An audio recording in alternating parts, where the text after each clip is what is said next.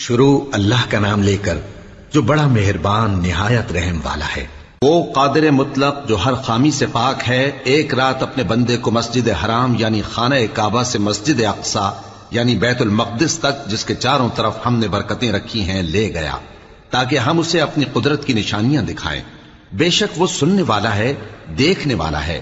اور ہم نے موسیٰ کو کتاب عنایت کی تھی اور اس کو بنی اسرائیل کے لیے رہنما مقرر کیا تھا کہ میرے سوا کسی کو کارساز نہ ٹھہرانا۔ اے ان لوگوں کی اولاد جن کو ہم نے نوح کے ساتھ کشتی میں سوار کیا تھا، بے شک نوح ہمارے شکر گزار بندے تھے۔